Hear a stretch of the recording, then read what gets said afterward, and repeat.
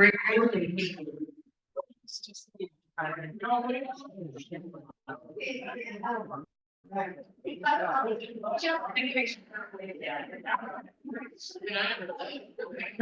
morning, Rotarians and guests, and everyone should be awake by now.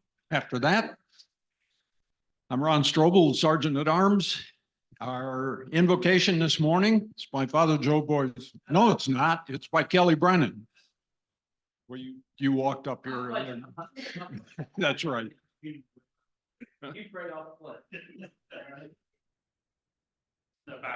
Yeah. Good morning.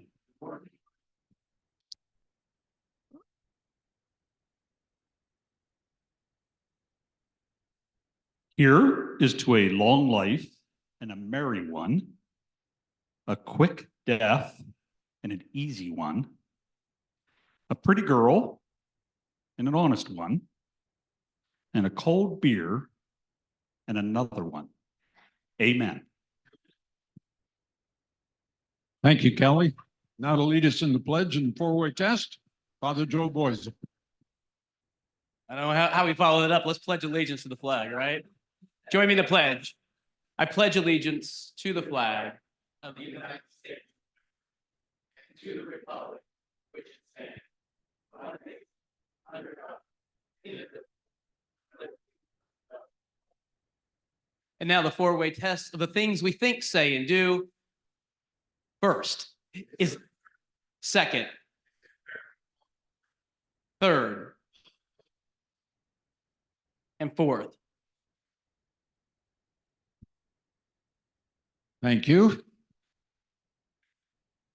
We have with us today a guest, Tom Ditto. Welcome.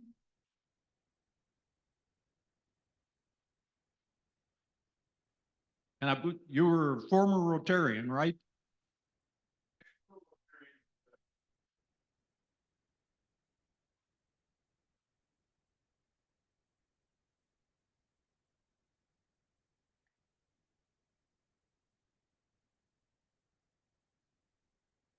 Thank you. It's good to have you with us. There are still some items left over from the gala. There's 4 of them laying out on the table. There's one here that if you're a golfer, this would be a real deal. It's 1 week membership at Lake Forest. So that's 7 days of golf if you want them, 7 days of putting your grandkids into the pool, whatever you want to do. So anyway, this is a good one that is left. So if you have any interest, see me. And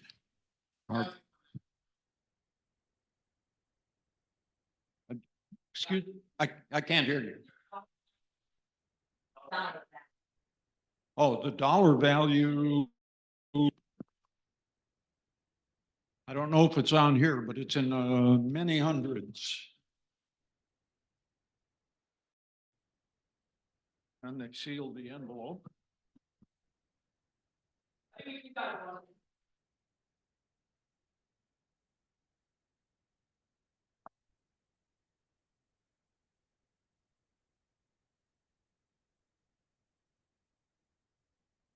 There's no value on here, but I think it's, I mean, it's $1,000 or more, but it's also make an offer. Now our president, Terry Bortnick.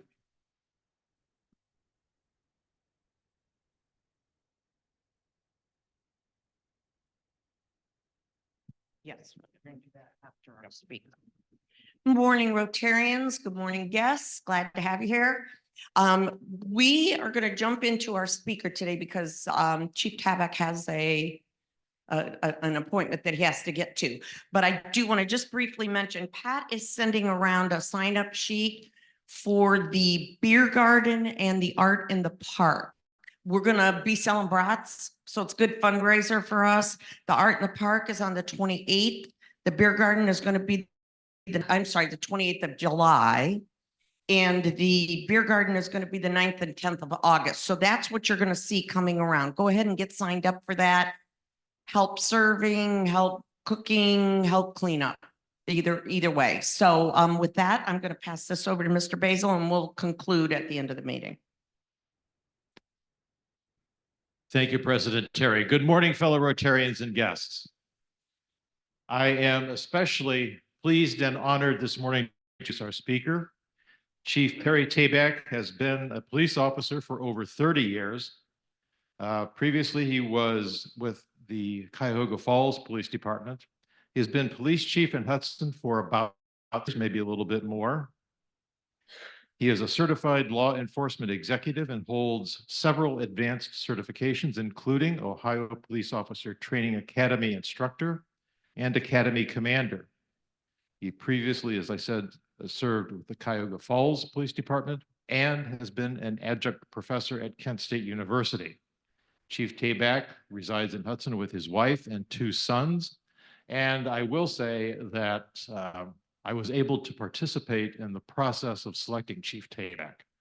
And I don't think we could have made a better selection. He is a fantastic chief of police and an even better person. So please join me in giving a warm Rotary welcome to Chief Perry Tabak.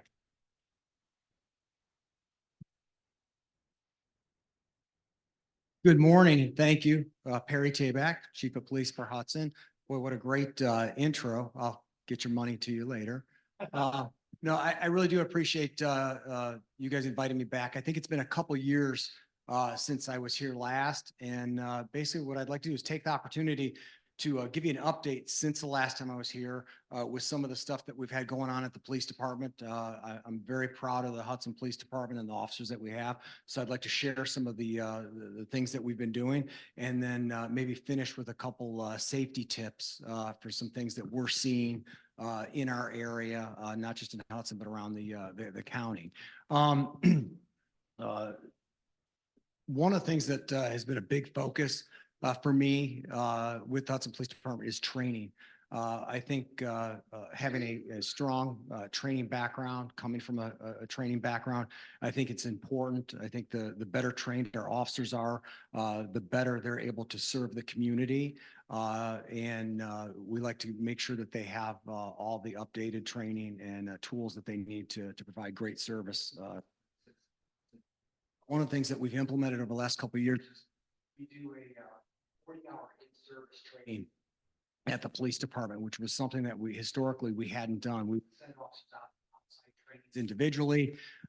We now do a 40-hour in-service training every year in-house, where we cover a lot of the high liability, high threat things, whether it's high-speed pursuits, use of force, and to do that, we have to bring all staff in over about a 3-4 week time period, and we cycle them through training over those 3 to 4 weeks. And it's been very successful. The staff themselves, actually, because of union contracts and scheduling, they had to agree to changes and were using their contracts, but they wanted training, so they worked with the administration to conduct this training. What that's allowed us to do is to keep up on a lot of the current, I guess, best practices and standards. And we've actually been able to receive our OCLEAC certification. So a number of years ago, the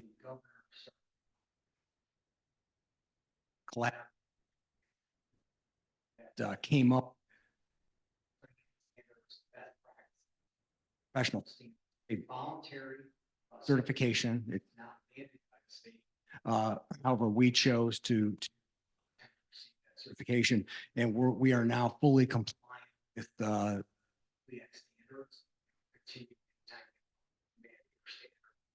to keep those certifications. On top of that, our governing body is OPA, or the Ohio Police Officer Training Academy. Every year they put standards out that are required. These are required training standards. So we're not only meeting or exceeding the OPATA standards, but we're also meeting the OCLEAC standards. And I think that's kind of a nice again, to the community. So that's something that we've achieved in here, and we'll continue to do that. Does anybody have any questions about any of the training or standards for the police department? Again, I'll be more than happy to answer any questions about that stuff if anybody has any questions. Okay. Question. So does that training also, we keep hearing about de-escalation training. Is that part of that training as well? Or? It is. De-escalation is not only part of it, part of the OPATA standards, but there is a complete section in the OCLEAC that covers de-escalation, and as well as dealing with people that are experiencing a crisis or having mental issues. So there's a couple different standards in the OCLEAC section. Yes. One of the things that we introduced in this year's in-service, which we just completed a few years ago, and again, I can't remember if it was prior to me coming to the Rotary, but the Kiwanis had donated some funds and purchased us some equipment for active shooter response, critical incident response. And that included tourniquets, ballistic shields, things like that we can use to respond to those incidents should we have to. And we've continued to train with that equipment during our in-service training, as well as increase the things that we do. And this past year, we were able to purchase breaching equipment. Again, we're consistently or constantly looking at events that unfortunately we see increasing around the country, and we look at them to learn from other people's, whether they lack of training, lack of equipment, and try and learn from other events so that we're better prepared in Hudson should anything like that happen. And this last in-service, we were able to roll out, we purchased breaching equipment during a critical incident that would allow us to actually make entry into whether it be a secured room, secured house, facility, school, wherever an event may be, that allow our officers to more rapidly and successfully enter a fortified or secured building and facility. And so we now have several sets of breaching equipment that have not only been issued out, so they're available to officers, but the officers have all been trained on how to use that equipment to increase their success if needed. Yeah. Hey, thanks for coming. I really appreciate it. One question on training. I know that Ohio, for instance, has changed carry conceal laws. And so the proliferation of citizens with, having concealed handguns and so on. Has that changed the way you've done training? I mean, that there are more guns out there? How do you handle that? It has changed in a sense that during one of the in-service, again, to keep our officers up to date on changes in the law, which that was the constitutional carry is a significant change in Ohio, basically familiarizing our staff with those laws and kind of what to expect. But we've had no issues, I guess, to answer your question. But we did train our staff and go over, potential scenarios and stuff like that. So they were aware of the changes in the laws. And again, we haven't experienced any increase in problems due to that particular change. Did that answer your question? It does. Okay. Any other questions about training or equipment with the police department? Okay, I'd like to take a couple minutes just to talk about some of the things that we're seeing as far as crimes in our area. And one of them being, we still see regularly like the scammers reaching out to people, targeting people, trying to get you to basically turn over your hard-earned money. And one of the ones that we're seeing, and these things, they're cyclic, they come around. We'll see them, they'll disappear, maybe another little twist. But one of the ones that we've been seeing recently in the area is people calling, and they'll tell you that they're a niece, granddaughter, grandson, and that they've been arrested or they're in trouble or they're in the hospital and they need you to send funds immediately. There's so many variations of these scams. I'm not going to go into every single one. It'd be impossible. We'd be here all day. But key takeaways. And if you remember these things, it'll help you protect yourself because they can be very convincing. And now with the introduction of, we're seeing AI assisted scams where they're able to port in phone numbers into your phone. They're able to disguise their voices. You could have somebody overseas really speaks English, that's, but they're using AI software and able to, they sound like a girl. A couple things that all these scams are going to have in common. One of the biggest is a sense of urgency, right? You've got to send the money now. You've got to drop the money off now. You have to go withdraw the money now. I can tell you that there's no hospital or police department that's going to put that type of pressure on you to get those funds immediately. You know, so if you did have a relative that was arrested or you had a relative that was in the hospital is going to provide service to your family member. They're not going to withhold medical service, you know, until funds arrive. So you're going to see that they place a sense of urgency on it. They don't want you. They may even tell you, you know, hey, you're not allowed to discuss this. Don't talk about this with anybody else, right? And you may see weird payment forms, you know. So red flag is, you know, they want you to go get gift cards or they want prepaid Visa cards. Police departments, hospitals will, again, they're not going to put those restrictions or those demands on you. The best thing you can do with anything like that is to slow down. And I think if you can get yourself to slow down, because again, they try and prey on your emotions and that rapid, you know, the urgency that they're putting on you, is to slow down, discuss it with a family member. If it is, you know, the scam where it's a niece, nephew, a child that's calling, and I know there's my wife's parents, very good family friends actually fell prey to this.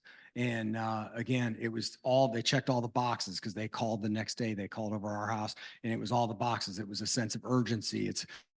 They didn't even bother. They were so frantic that they didn't even bother to verify that the number, it wasn't their granddaughter's number, you know, that had come up on the phone, things like that. So the best advice I give you is to slow down, pause, and evaluate the information. And again, don't trust numbers that come across your phone. You can always call, if somebody's saying they're calling from the Hudson Police Department, right? You can always hang up and actually call the Hudson Police Department yourself. Don't call the number that comes up on your phone. Call the Hudson Police Department, you know, non-emergency line. And we'll verify if indeed we had an officer, you know, reaching out to you about some type of emergency. Same thing with other agencies. So that's one that we're seeing. And again, all these scams, though, sense of urgency, don't tell other people, and usually some type of odd payment form. You know, make a deposit, withdraw something, get a prepaid card. Those are three red flags with that stuff. And again, those are very common, and we see them all the time. The other thing is more of a upfront personal type of crime that we see, and this is the perfect time of the year where we start to see an uptick in these, is theft from motor vehicles or theft of motor vehicles. Theft from motor vehicles, again, they'll drive around, they're looking for vehicles in parking lots that have packages.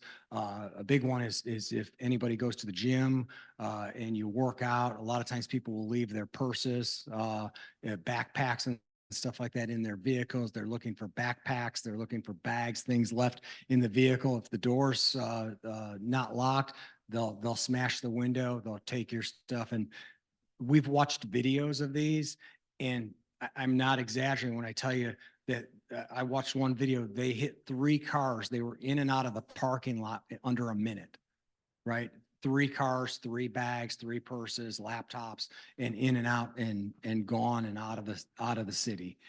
So recommendations are don't leave things in your vehicle. If you have to leave stuff in your vehicle, lock it up in the trunk. You definitely don't want them visible because if they don't see anything in your vehicle, if there's nothing out, likely they're going to move on to the vehicle that has the laptop bag, the purse, and stuff like that's in your vehicle.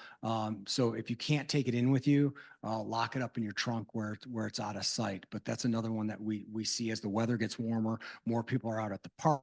parks, they're out doing stuff. And again, they don't want to lug some of the stuff around with them. So they leave it in the back seat, they leave it on the floorboard of the vehicles. And it happens in seconds. They're in and out. And again, if you're leaving your wallets, your credit cards, they'll go again in and out of the parking lot in a minute.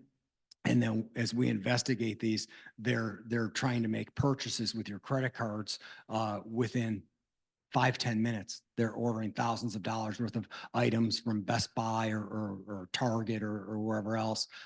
So again, this is what they do for a living.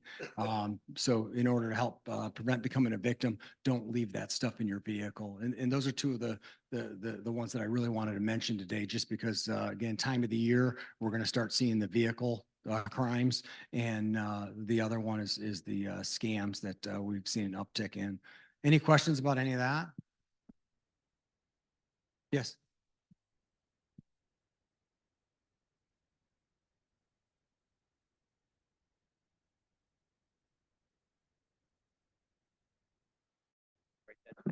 Yeah, tax return fraud. No, not about those two particular crimes, but how about scrubbing of checks? It happened to me about a year and a half ago, and I met with one of your officers. Do you know what I'm referring to? Yeah. Any of those crimes lately? Yeah, we see that stuff regularly. And again, one of the biggest things we try and tell people is, and I personally, I won't put anymore, and I don't know what your particular situation was, but a lot of times the checks are being taken out of the mail. And so what we recommend, and myself, is I don't mail checks anymore. And if I do, I take the check to the post office. So it cuts out a couple different areas of potential, theft. But again, sometimes you have to use a check. If you have to do a check, then take it to the post office. You're going to reduce your chances of being victimized greatly. But he's talking about, they'll get your check, they'll wash it, and then they'll print and they'll reuse the checks, or they'll write different numbers on the checks. And next thing you know, there's $10,000, missing out of your account. Yeah, that was the case. They changed the check that was written to my insurance company, and I did put it in one of those off-site boxes. And it was right around the time when I guess a post office guy was held up at gunpoint, and they took his keys. And I think that happened somewhere in the area, or maybe out east. But anyway, the check got cashed out in Allentown, Pennsylvania. Blah blah blah. And one of his officers was very thorough and all that, and turned out with Keith Beers at Northwest Bank, we were able to catch it in time, because they changed it from $750 to $7,500. So nothing like going to your bank account and find out you're overdrafted. That's a pretty big difference, right? Yeah. So again, with that, we really recommend not leaving checks in the mailbox. If you have to use a check, take it directly to the post office. Barry, if you remember a year ago, I think we had a couple of incidents of people having their catalytic converters stolen. We seen, is that That is still a thing, and we haven't had any that I'm aware of recently in Hudson. We have had it happen in Hudson, but some of the areas around us have they've gone through, and we did have a few. I think it's probably been about a year or so where we had a couple lots that they went through. And again, it's amazing sometimes if there is video surveillance. Sometimes people will be like, "Well, how did no one see that?" Go in and cut off 15 catalytic converters. It's amazing how fast they are in and out of these parking lots. And again, remember, this is their job. So they become proficient at getting in, getting what they want. They know what they need to do. They have the right tools. And sometimes it's minutes that they're in and out. So that's why, again, to answer the question, how could no one have seen them? It's because they're in and out of those lots so rapidly. And again, I don't know, there's not a lot I think you're going to, as a citizen, to protect your catalytic converter outside of maybe trying to park in, well-lit, occupied lots, but there's no really way that I know that to secure your, your catalytic converter from the thieves. So, but we do work, just so talking about like investigations. The Hudson Police Department, super proud of our detective bureau. We we now have three full-time detectives, as well as a supervising detective, a detective sergeant. And one of those spots, I talked about like training. One of our spots is a rotating detective spot. So we have people that are assigned full-time for a certain amount of years. And then we have another spot that we created about a year and a half ago. We created it specifically for career development. And so what we do is every year, officers can put in for this spot. We select somebody and they get to go back and work in the detective bureau for a year. Hopefully take that knowledge that they learned back there, they become a better patrol officer.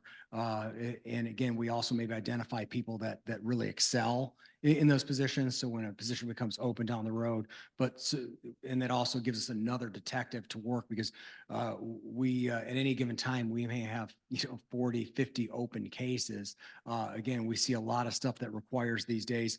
We still do the old school police work, detective work, where we'll knock on doors, we'll go talk to people, we go do interviews.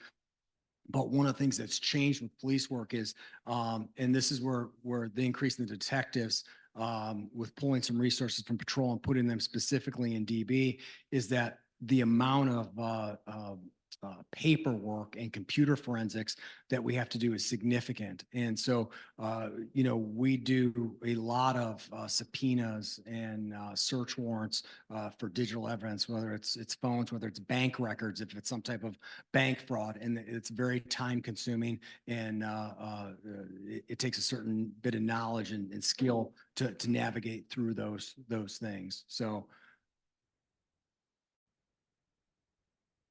Yes, hello. As the local banker who helped Rich out, I've been in banking about 30 years, and probably over the last 18 months, I have not seen as much financial crime go on as I have these past 18 months, whether it be like what happened with Rich, where checks were altered or washed. We've had people coming in, try to open fake accounts, to where, they're trying to do kiting and different things like that, especially through online account openings, and a lot of ID like issues where people are coming in with like Pennsylvania IDs that are very, very accurate. I mean, there's certain things that might be missing, but I mean, they have the customer's name, address, date of birth, and so forth, all with the same story. Hey, I'm in town on a job, my car broke down, I need $3,500 to, pay the repair bill and so forth. We've actually arrested one of them in my office because we called the customer and they were home in Pennsylvania at the time. So, is there a reason why this is so prevalent right now? Like I said, I've done this for 30 years. I'm dealing with this almost on a daily basis now, which is kind of, alarming and, makes me concerned for my customers. I mean, is there like certain rings that are going around right now, or is there any insight that you can provide for that? Well, I can tell you for sure there are rings. A lot of what you're talking about are not just like there are one-offs where somebody just tries to do something, but the ones you're talking about with IDs, they may have two forms of ID. They may have a debit card from the bank as well as an ID, out of state or Ohio ID. And a lot of these places, they're sophisticated criminal entities where they will travel they're not even from Ohio. They may travel from state to state. And as they move their way down, they're hitting, Pennsylvania, Ohio, they're coming from New York or other areas, and they have access sometimes to different Bureau motor vehicles. Maybe they've got an employee that they paid off. So, sometimes they're coming in with IDs that are they're being produced on the same machines that the IDs are made, a lot more sophisticated, meaning harder for you to even detect whether it's a fraud. And again, if there's money to be made and other criminal entities are seeing that, that's probably why you see the increase, because again, it's they're able to come in and leave with $3,000 a pop, and if they're hitting 20 banks, up and down the areas, it can be fairly lucrative. A lot of times the person that may be in the bank may be a patsy. They're picking up homeless people. They'll pick up a homeless person. they'll take the homeless person, they will shower them, they will clothe them, they will take them to a barber. Then they will take and get that person ID'd with the new cleaned up photos. You know, they make them go in because they can just cut their losses then, and they leave that person and they're, you know, they're gone. So they're sophisticated operations. Thank you.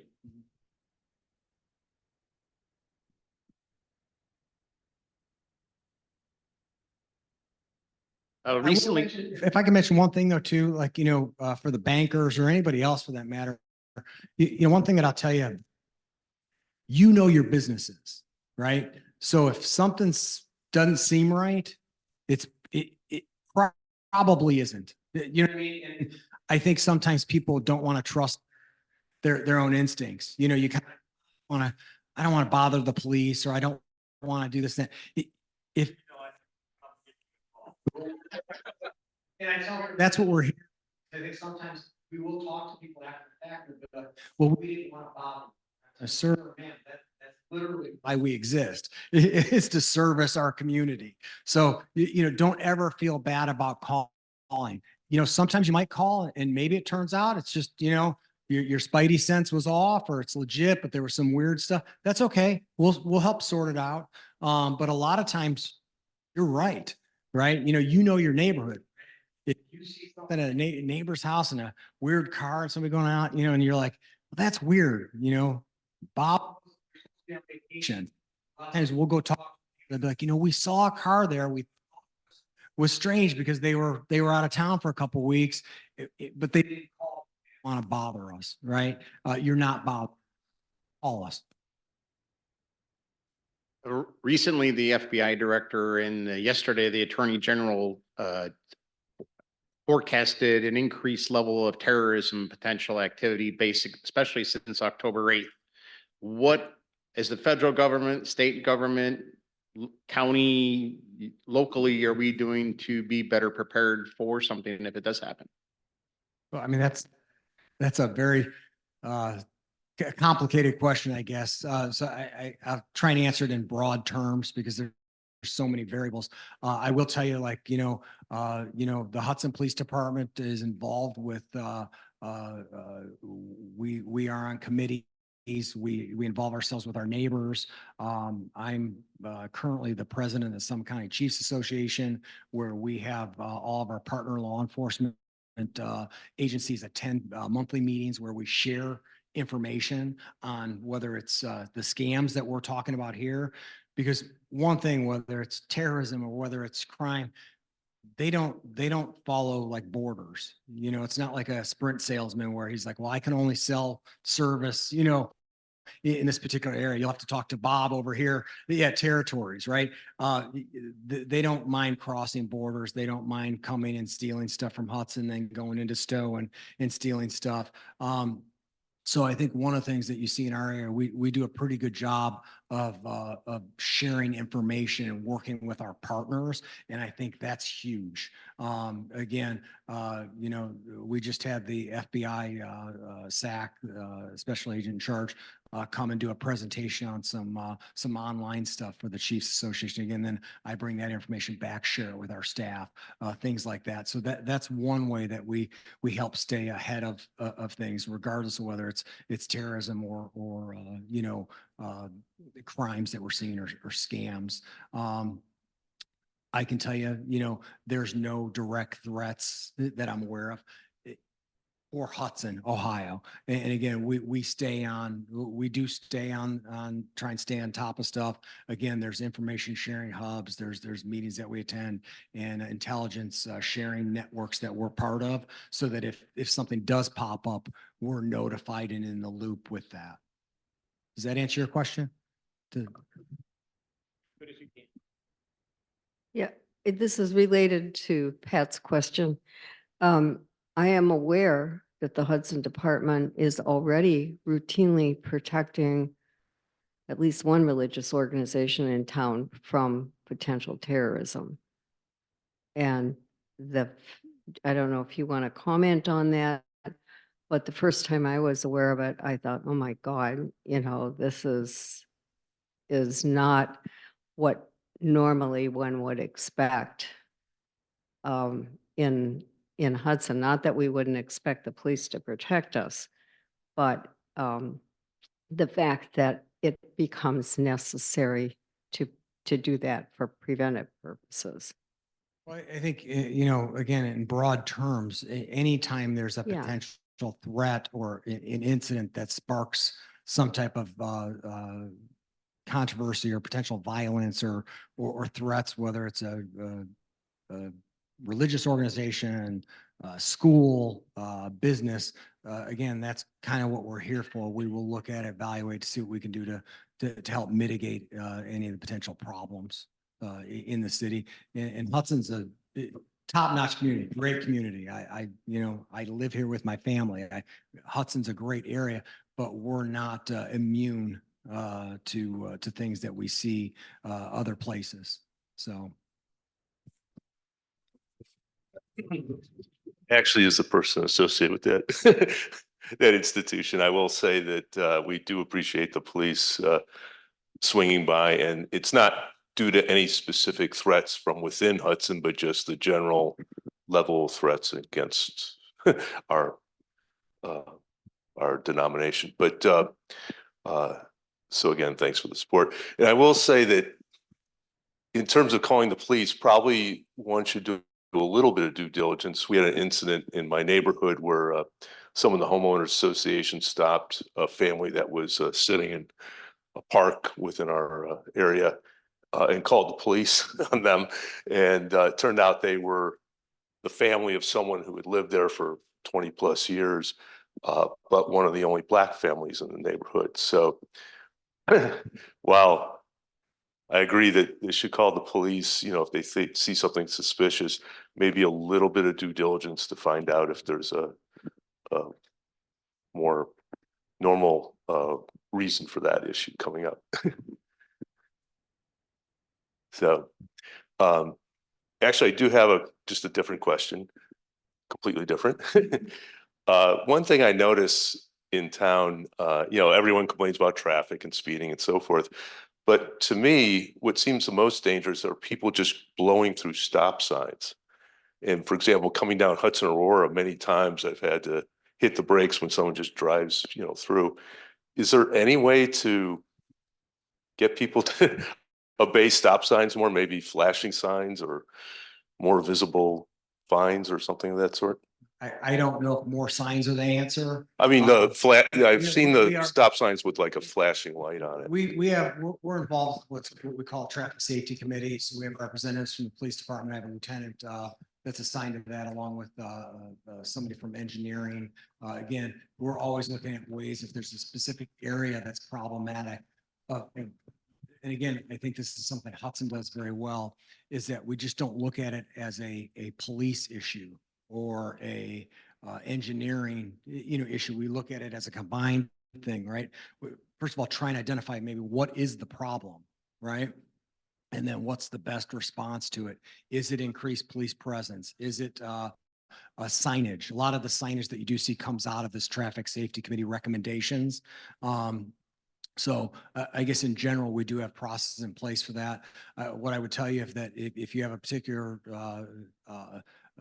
maybe not here in the forum, but you know, if you have a particular intersection that you've noticed you feel is problematic, you can call me, you can call the police department, and we will put it on. We do targeted traffic enforcement areas all the time throughout the city, and we'll look at that area, whether it's putting an officer there periodically, whether it's putting a speed board. We have electronic speed boards at the PD, whether it's getting with engineering and putting a jammer unit up, which is a little more discreet to figure out, you know, what are the speeds, right? Sometimes there's a problem, sometimes it's a perception, right? But we try and look at the best response, and these ways too, we try and narrow down, is there certain times, right? Because rather than me putting an officer there for 6 hours during a time period that there isn't a problem, we try and use the technology and some of these other things to determine, okay, we are seeing some excessive speed in an area, but it's usually between 3 p.m. and 4 p.m. Well, then that's the time that we're going to, you know, focus on the issue, try and educate people. Again, that's our first our first goal is to educate and try and get compliance with those areas. So certainly if there's a certain area, you can reach out, and I know you have my contact information. And so, again, feel free you can email me directly. Can you tell us a little bit about the school resource officers and their duties? We see the police officers' cars out in front of schools, and as people drive by, they might be alarmed, but I believe it is a truly positive way to build relationships with the kids in the community. I think at this point in Hudson, I would say that I don't think anybody's alarmed seeing a police car at the schools. We're so proactive with our school and our school resource officer program. I think people at this point are really used to seeing those cars there. And I would say that probably makes them feel good to see the cruisers there. We've got currently have three SROs, two I assign specifically to the schools, and then a third is being paid by the school system. So we I don't want to say donate, but I assign two of my staff members out of my staff to the schools, and then we have a third that the school is paying for. So we have SROs basically in and out of all the buildings throughout the week regularly. And the difference between an SRO and a security detail, or like hiring an extra, like an off-duty officer during like peak times, that the SROs are actually very involved with the schools and the students, where they're building relationships. They're not just there to monitor traffic, outside for pickups. I'm not saying they don't do that, but it's for me, the SRO program is more about those relationships, having face-to-face contact with the students, and building those relationships, trying to problem solve or even prevent problems before they happen. So it's an investment for me, because if we can do that, even though I have multiple staff members assigned to that position, if I can eliminate problems that the other officers don't have to deal with, or the community doesn't have to deal with, by doing that, it's an investment up front. I'm a big proponent of the SRO program. We have some of the finest SROs in the county, very dedicated and, again, caring, and they serve multiple roles in that capacity. Deterrence, security, counselors, liaisons, between the schools and the police department, between the kids and the police department. So our program is very active. Matter of fact, all three SROs right now are over assisting with, actually running Safety Town, where we'll have 300 plus, kindergarten, first grade age kids going through Safety Town, where we do a number of safety courses. And again, having that positive interaction between the police officers and the kids, I think is a great dynamic for the community as these kids get older. So very, very active with the community and the schools.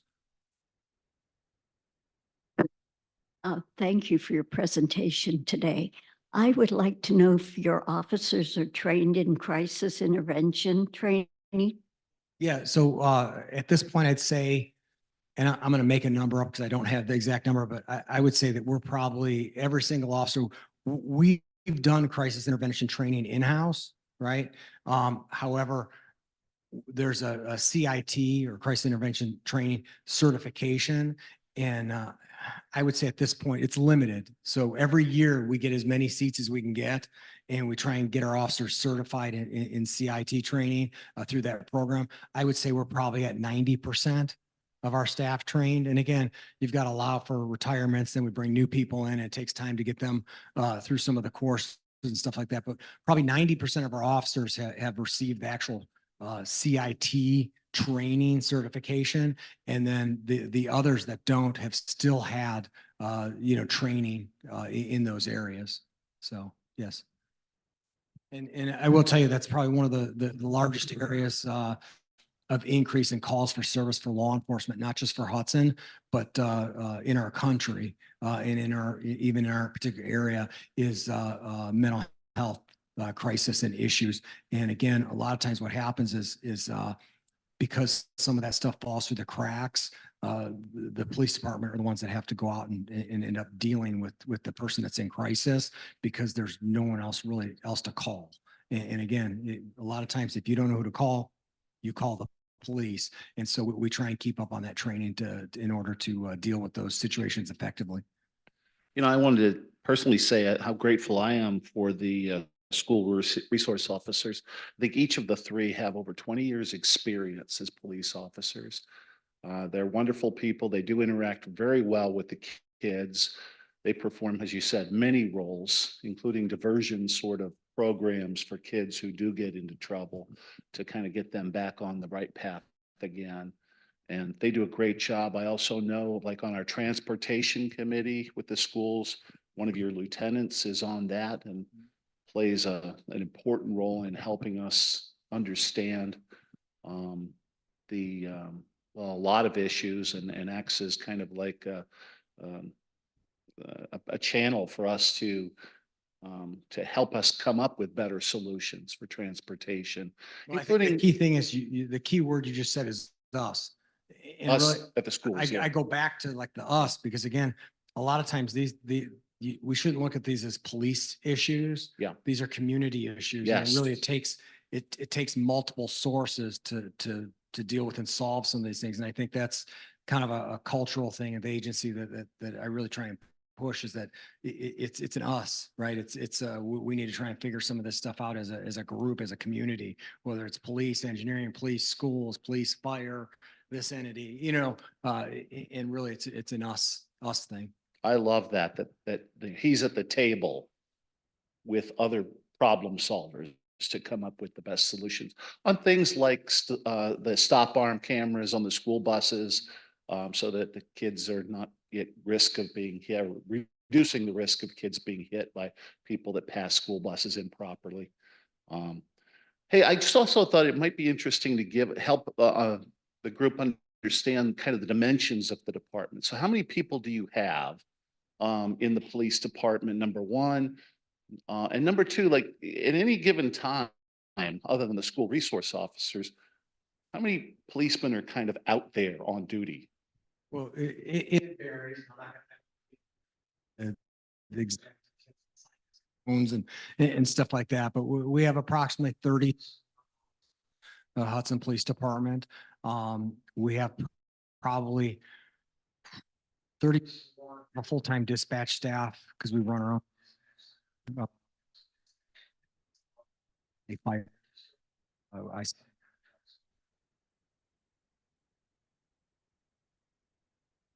Partner, we provide a stipend for that, which helps support our center. It builds those trying and keep our services high. And when you look at those agencies, Valley Fire District, like our number one mutual aid entity. So a lot of larger things, or even day-to-day stuff, they're involved with anyways. It just made sense to have them on our radio channel. To me, it actually facilitates. It really wasn't about the money bringing in. It was more about the functionality for the area and in a community type of thing. It actually works well to have them on our dispatch channel. So you're not like between two different dispatch centers for an agency that's assisting you frequently. We probably have 45 employees total, includes a couple some part-timers, our full-time dispatch staff, et cetera, but 30 sworn officers. Our officers work 12-hour shifts. And so every year they bid out by seniority for shifts. And when they bid out, when we start that rotation, they're with the same group of officers and supervisor for the entire year, days off and days on. So they become they function very well as a group, because when one's off, they're all off. And that's how it cycles back and forth. So, technically we have 4 teams, right, that cover the 12-hour shifts throughout the year. And that's kind of how we're structured. Off the top of my head, I want to say that we average about 25,000 calls for service per year. Again, it can fluctuate, but on average, I'm very comfortable telling you that we're about 25,000 calls for service. Those calls for service range from very serious calls to a call in a neighborhood because yeah, again, where, they need something very minor checked or to doing a check on a house for a family that's on vacation, like an extra watch, right? So we're a very community oriented police department. We do things that some police departments onto or might not do. But I think that's, again, it sets us apart and it adds to the community value and that's just what we do. But again, we respond to some of the same stuff that Akron responds to, maybe not on maybe not the same amount of numbers per year, but we very great the calls that we respond to, whether it's a theft call, whether it's a domestic, whether it's a traffic accident. So our calls vary. They're all over the place, but about 25,000 calls for service per year. Thank you. Well, thank you very much. Appreciate it.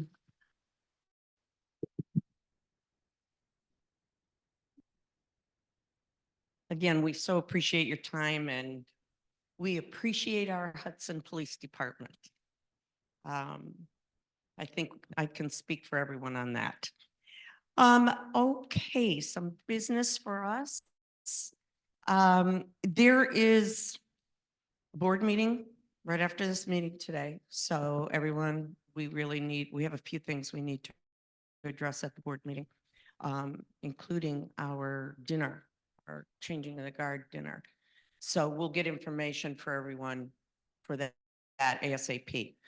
There is also a special foundation meeting, a quick one today, correct? Pete? Just to amend the grant guidelines, but it doesn't, you'll still have your regular monthly meeting. Okay. Okay. That's it for that. Rich, you wanted to speak to the group for a moment? We had the sign up sheet going around, correct? So if you can spare a little time for that, it's a good fundraiser for us. Last night, Pat and I were at the year-end board meeting for the District 6630. And it was announced that there will be a Guardians game on August 2nd. And I believe, is Dave still here? Oh, he left. Oh, I Dave, think he walked. Dave Basil is a frequent visitor or attendee of the Guardians game. So there'll be more information out about it for people that want to attend. It's a very nice event. Last time I checked, the Guardians are in first place. Yeah. So we'd love to Night have. rally last night. They did 8-5, I guess. Dave, you missed it. August 2nd is the Guardians game. That's a Friday night for District 6630. So there'll be more information out about it. That's all. Thank you, Rich. Okay. With that, we have a payout today of $8 and a jackpot of $259. So, Strobel, you want to pull a number for me? Do you have a vested interest in this today?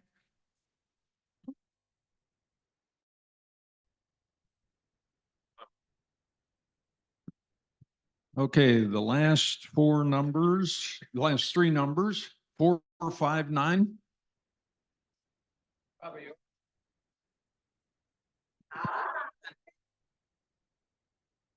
Coach's Day today, okay?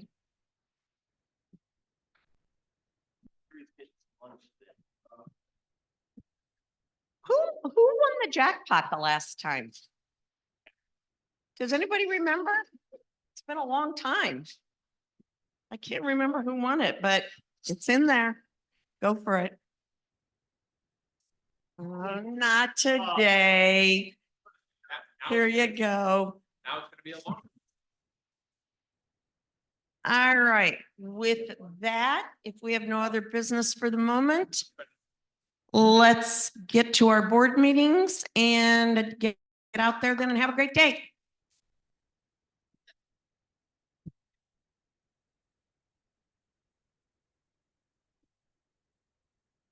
There's your marble.